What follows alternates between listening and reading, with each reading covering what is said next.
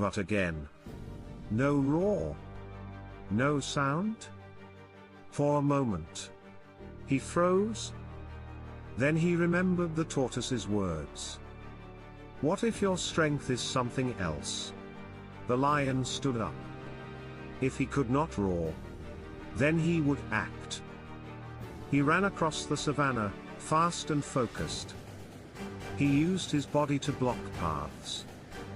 He chased animals away from danger. He leapt, broke traps, and stood between the hunters and the herd. The hunters were shocked. This lion did not roar. But he did not run either. He stood strong, fearless, unshaken. The animals watched in amazement. Not because of a sound, but because of his courage. By the time the sun set, the hunters had fled. The savannah was safe again. And for the first time, the animals were silent. Not in mockery, but in respect. The hyenas lowered their heads. The cubs stared in awe. And the lion stood tall. The tortoise returned and smiled. You see now? The lion nodded slowly.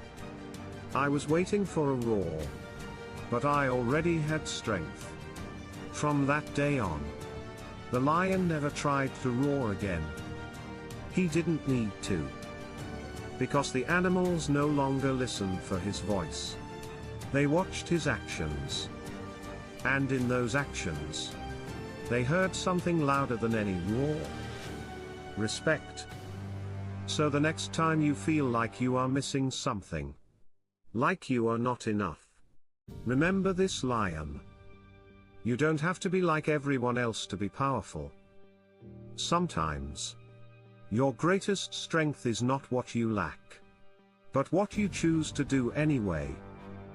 Now tell me, do you think the lion needed a roar to be great? Or was his silence his true power? Share your thoughts in the comments below. And don't forget to like, share, and subscribe for more powerful African stories.